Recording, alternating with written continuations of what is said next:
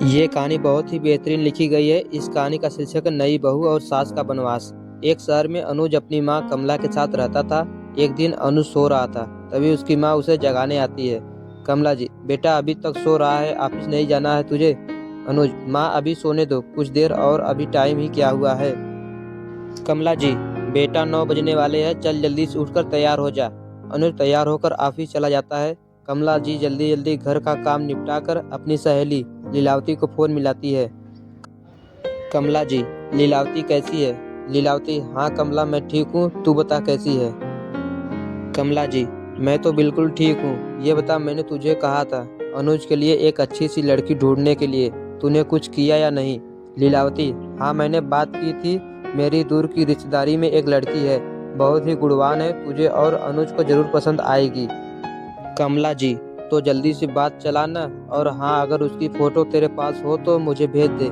लीलावती, जरा सब्र रख, मैं 1-2 दिन में भेजती हूँ। 2 दिन बाद लीलावती लड़की वालों से बात करके बताती है। अनुज और सृजल आपस में एक दूसरे से मिलते हैं, सभी को रिश्ता पसंद आ जाता है। कुछ ही दिनों में शादी हो जाती है। शादी के बाद कमला जी बहुत खुश रहती थी। एक दिन कमला जी किचन में खाना बना रही थी, तभी वहाँ सृजल आती है। कमला जी, बहुत कुछ चाहिए तुम्हें? सृजल, जी नहीं मम्मी जी, मैं मेरे होते आप काम करें यह ठीक नहीं है। मैं चाहती हूँ आप आराम करें और सारा काम मैं करूँ। कमला जी, बहू तुम अभी अभी तो आई हो, थोड़े दिन आराम करो, बाद में तुम्हें ही तो यह सब संभालना है। सृजल, नहीं माँ जी, मैं ऐसे नहीं बैठ सकती, मैं आपकी मदद करती हूँ, धीरे धीरे मैं सब काम सीख जाऊंगी। सृजल कमला जी का हाथ बटाने लगती है। धीरे धीरे सृजल पूरे घर की जिम्मेदारी संभालने लगती है। कमला जी के पास अब कोई काम नहीं बचा था, वे केवल बाजार से सब्जी या अन्य घर का सामान लाती थी। एक दिन कमला जी बाहर से सब्जी लेकर आती है। वे जैसे ही घर के अंदर पहुंचने वाली होती है, उनके कानों में आवाज आती है। सृजल अपनी सहेलियों के साथ बैठी बात कर रही थी। सृजल, अनीता तू तो बहुत खुशनसीब है जो तेरी सास गांव में रहती है, तू यहाँ मौज मारती है। एक मैं हूँ जो सारा दिन नौकरानी की तरह काम करती हूँ और मेरी सास मौज में रहती है। अनीता, यह सब तो तूने ही अपने हाथ में लिया है। सृजल, अरे वो तो एक चाल थी अनुज को वश में करने के लिए, अगर मैं ऐसा नहीं करती तो वो तो हमेशा माँ के पल्लू से बंधे रहते। अब तो मुझे उस दिन का इंतजार है जब अनुज पूरी सैलरी मेरे हाथ में देगा।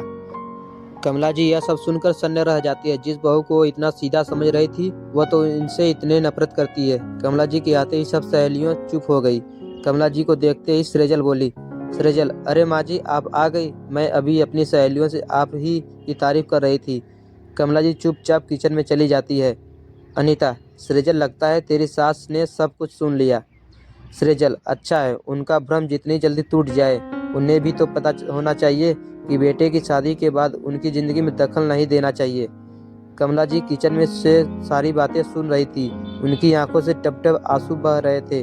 वे सीधे अपने कमरे में चली गई और अपने पति जोग नारायण जी के तस्वीर के सामने फूट फूट कर रोने लगी। कमला जी, आप ठीक कहते थे कि बच्चों से ज्यादा उम्मीद नहीं रखनी चाहिए। आपने कितना कहा कि घर गृहस्थी छोड़कर अपने पैरों पर खड़ी हो जाओ, लेकिन मैं अपने इकलौते बेटे की परवरिश में सब भूल गई। अब क्या होगा, मैं कहाँ जाऊंगी? बहू तो मेरे साथ रहना नहीं चाहती। कमला जी पलंग पर लेटी यही सोच सोच कर रो रही थी। अगले दिन अनुज के ऑफिस जाने के बाद उन्होंने सृजल से बात की। कमला जी, बहू मैंने कल तुम्हारी सारी बातें सुन ली, यह सब तुम्हारा ही है, इसमें चालबाजी करने की क्या जरूरत थी? आज से अनुज सैलरी भी तुम्हें ही देगा, मैं घर में बस शांति चाहती हूँ। सृजल, माँ जी वो आपके रहते हो नहीं सकती, मैं अकेले रहना चाहती हूँ, मौज मस्ती करना चाहती हूँ, लेकिन अनुज आपके बगैर नहीं रहेगा। कमला जी को धक्का लगा, वे अपना सर पकड़कर सोफे पर बैठ गई। कमला जी, बहू तुम आखिर चाहती क्या हो? सृजल, माँ जी मैं चाहती हूँ कि आप अनुज को बिना बताए किसी वृद्धाश्रम में चली जाए। अनुज को मैं कोई न कोई बहाना बनाकर समझा दूंगी, आप चाहे तो हमारी खुशियाँ हमें दे सकती हैं। कमला जी, लेकिन बेटी मैंने तो कभी तुमसे लड़ाई तक नहीं की। सृजल, मैं किसी के साथ एडजस्ट नहीं करना चाहती, आप कल ही चली जाइएगा, जो कुछ आपको ले जाना हो ले जा सकती है, लेकिन अगर आपने अनुज को इस बारे में कुछ बताया तो अच्छा नहीं होगा। कमला जी जैसे जड़वत हो गई थी। जिस घर को उन्होंने उनके पति ने बड़े प्यार से सजाया था, वो एक पल में पराया हो गया। उनकी आंखों से आंसू बह रहे थे, वो चुपचाप अपने कमरे में जाकर बिस्तर पर लेट गई। आज उनका मन कर रहा था कोई चमत्कार हो जाए और उनका प्राण इसी घर में निकल जाए। रात को अनुज के सो जाने के बाद सृजल कमला जी के कमरे में आती है। सृजल, माँ जी आपने अपना सामान पैक कर लिया? कमला जी, बहू मुझे घर से मत निकाल, मैं यही एक कोने में पड़ी रहूंगी। सृजल, आपको एक बात समझ नहीं आती, आपके रहते अनुज कभी भी पूरी तरह से मेरा नहीं हो सकता। अगले दिन अनुज के जाने के बाद सृजल कमला जी के लिए कैब बुक कराकर उन्हें वृद्धाश्रम भेज देती है। शाम को जब अनुज आता है, सृजल, अनुज आज मैंने तुमसे पूछे बगैर माँ जी को तीर्थ यात्रा पर भेज दिया। वो मेरी सहेली है ना, उनके पापा ने टूर बुक किया था। अनुज, सृजल मुझे फोन तो कर सकती थी, पता नहीं माँ के पास पैसे भी है या नहीं। सृजल, अनुज मैंने उन्हें पैसे दे दिए हैं और सारा इंतजाम टूर वाले कर रहे हैं, चिंता की कोई बात नहीं है। इसी तरह 2 महीने बीत जाते हैं। एक दिन सृजल रोते हुए अनुज के पास आती है। सृजल, अनुज बहुत बुरी खबर है, तीर्थ यात्रा पर जाने वाली बस का एक्सीडेंट हो गया है, उसमें कोई नहीं बच सका। यह सुनकर अनुज रोने लगता है। अनुज, मुझे टूर वालों का नंबर दो, मैं वहां जाकर देखना चाहता हूँ। सृजल, अनुज मैंने सब पता कर लिया, बस हजारों फुट गहरी खाई में गिर गई, किसी का कुछ पता नहीं लगा। अनुज का दिल टूट जाता है, वह कई दिन तक माँ को याद करके रोता रहता है। कुछ दिन बाद सृजल उसे समझाती है। सृजल, अनुज जो होना था हो गया, शायद किस्मत को यही मंजूर था। कुछ दिन में सब सामान्य हो जाता है। एक दिन अनुज कहीं जा रहा था, तभी उसे एक मंदिर में दिखाई देता है। मंदिर को देखकर वह उसे माँ की याद आ जाती है। हर छुट्टी के दिन माँ उसे इस मंदिर में भगवान का आशीर्वाद दिलाने लाती थी। यह सोचकर वह मंदिर में चला जाता है। जब वह बाहर निकलता है तो देखता है मंदिर के बाहर पीपल के पेड़ के नीचे कुछ भिखारी बैठे थे। अनुज उन्हें पैसे देने लगता है। तभी वह देखता है एक मैले कुचड़े कपड़े में उसकी माँ बैठी भीख मांग रही थी। अनुज, माँ तुम यहाँ कैसे? तुम तो तीर्थ यात्रा पर गई थी। कमला जी, बेटा सृजल ने मुझे घर से निकल जाने के लिए कहा और वृद्धाश्रम भिजवा दिया।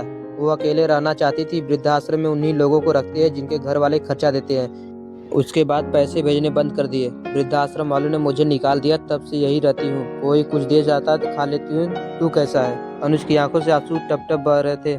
वो माँ को लेकर सीधा घर आ जाता है। कमला जी को देखते ही सृजल घबरा जाती है। अनुज, सृजल तुमने मेरी माँ को मरा बताकर झूठ बोला, अब तुम इस घर में 1 मिनट नहीं रह सकती। सृजल, ये तो खुद ही यहाँ नहीं रहना चाहती थी। अनुज, चुप रह, कितना झूठ बोलेगी, चल निकल यहाँ से। कमला जी, बेटा बहू तो घर की लक्ष्मी होती है, इसे घर से मत निकाल। मेरा क्या, मैं कहीं भी चली जाऊंगी। तुम दोनों खुशी व सुखी रहो। सृजल, माँ जी मुझे माफ कर दीजिए, मुझसे बहुत बड़ी भूल हो गई। मेरी यही सजा है कि मैं इस घर से चली जाऊं। कमला जी, नहीं, मेरे होते यह नहीं हो सकता। अनुज, इसे माफ कर दे और खबरदार जो बहू को कभी घर से निकाल जाने को कहा। सृजल कमला जी के पैरों में गिर जाती है और सृजल शर्मसार हो जाती है। आखिरकार माँ तो माँ होती है, भले ही बहू बेटी बेटा कितना भी गलतियाँ कर दे, पर माँ हमेशा उनके भले के लिए सोचती रहती है। दोस्तों, आप लोगों को ये कहानी कैसा लगा, अपना राय हमें जरूर दें।